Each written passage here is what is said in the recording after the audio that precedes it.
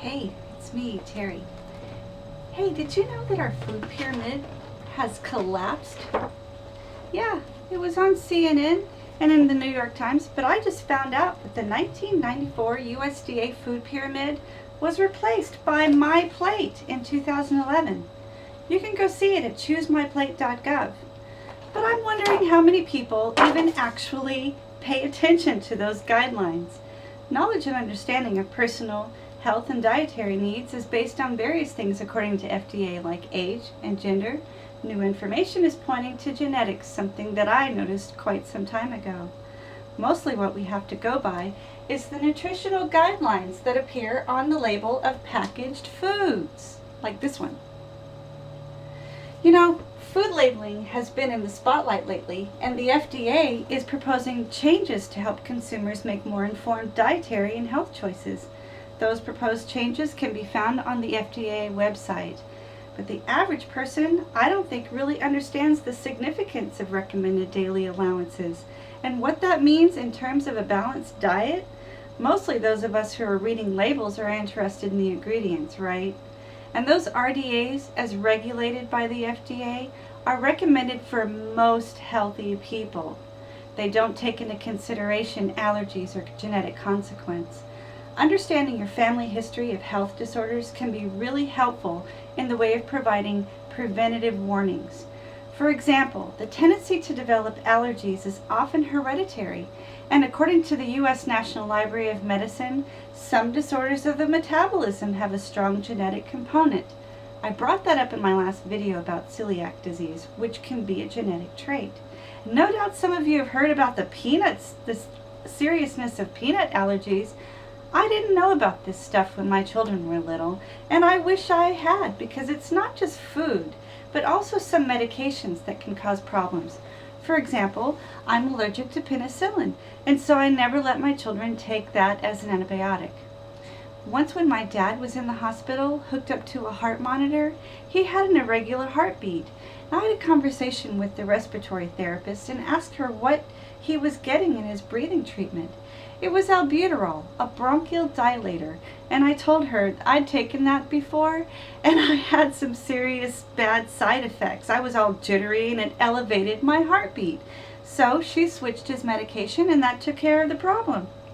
So all of you should feel free to ask questions, because allergies aren't the only condition linked to genetic factors. Here's something. Google genetic home reference. You'll find a whole list of genetic disorders, A to Z. Like I said, knowing your family history is important, and that's why labeling is important to me and important to all of us. You know, there's a whole slew of marketing and advertising professionals out there who want to know what the average consumer looks for in a product. And that's why labeling is regulated by the FDA, so false claims are kept to a minimum. And that's also why the nutritional guidelines have been updated 10 times in the past 20 years, because of the way consumerism has evolved, and advertising can take advantage of a person who's not savvy about nutritional science. But the information is out there, and it's important that each of you, look for it and make informed choices based on your personal nutritional needs. So what does the average consumer do with all the nutrition fact labeling information? Do you base your food choices on those daily value percentages, or the amount of fiber or calcium? Or do you count calories or limit your intake of carbohydrates? Or are you like me and pick the product with the least number of ingredients with more than one syllable? I love food. I love to talk about food, and I love to talk about foods that are good for the body and for certain ailments that everyone experiences. Sometime in the 1980s, I found a book called A Handbook of Alternatives to Chemical Medicine by Mildred Jackson and Terry Teague. This is my copy. You can get your own online. These ladies lived in San Francisco, but Ms. Teague was a Lenore Rhine graduate. This book has some great dietary suggestions for common ailment. The thing bothering me at the time was I had arthritis in my knee. The book explained the concept of acidosis. I call them itises, like bursitis, arthritis, but there's rheumatism and gout. It's an over-acid condition in the bloodstream, which collect and inflame in the joints. Not only that, but the book explains and details foods that are good for the condition and foods that are bad. I tried just a few of the remedies: cherry juice, raw potatoes, and raw green beans, and guess what? No more arthritis. And those itises definitely run in my family. I have a few other books on home remedies, and there are literally hundreds of things you can do to alleviate some of your medical conditions. Like when a baby's teething, you can put a drop of peppermint oil on the tongue. It'll open up the sinuses and settle the stomach. In fact, I like to chew peppermint gum for indigestion. And did you know that cayenne pepper is an anti-inflammatory? And you would not believe all of the benefits of the pistachio nut. You should go online and check out the pistachio nut. So I didn't want to do a speech about, oh, don't eat sugar, or don't eat flour, or you should take this supplement or that. I only wanted to raise your awareness that food is supposed to be good for your body, and to suggest that if you have certain ailments, it could be an allergic reaction to a single ingredient in something you ate. It could also be a vitamin deficiency. I have a good friend who was diagnosed with early onset of Alzheimer's. He started taking Aricept, which only gave him horrible nightmares and didn't alleviate any of his symptoms. And after further research, he started a regular routine of vitamin B12 shots, and he no longer believes his earlier diagnosis of Alzheimer's. More to the point here is that pharmaceuticals is not always the answer, nor the best course of action. In fact, it's been my experience that pharmaceuticals taken willy-nilly can make the situation worse. Don't you just love those commercials that say, some side effects include vomiting, diarrhea, weakness while standing, loss of memory, blurred vision? My favorite saying is from a Peter Frampton song. I'm sure there is a pill for that. I don't like to take pills, so I have my handy-dandy list of minerals and vitamins, which this is what I suggest you do as well.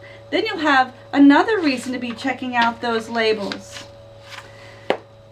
My interest in nutritional healing is also somewhat genetic.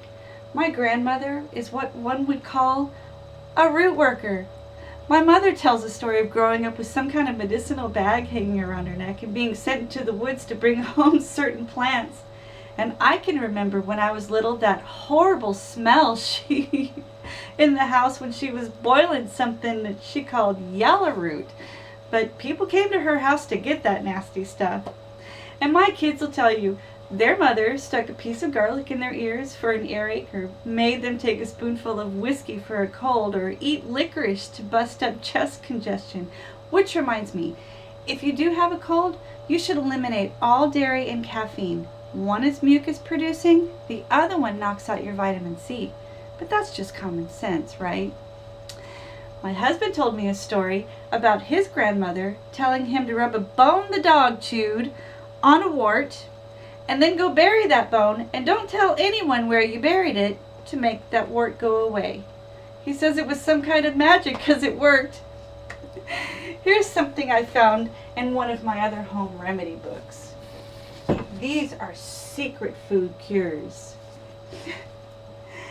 It is suggested that you put a yellow rain slicker on because color therapists claim that yellow can help heal all digestive problems. It says to eat yellow bananas and squash and grapefruit, and that sounds right. But in the next sentence, it says to lie down on a yellow sheet or get a massage with yellow oil. Okay, let's just stick to real food and real solutions that have to do with everyday nutritional science. Pay attention to the messages your body's giving you and find a good resource for more information on nutritional healing. And take care of yourselves.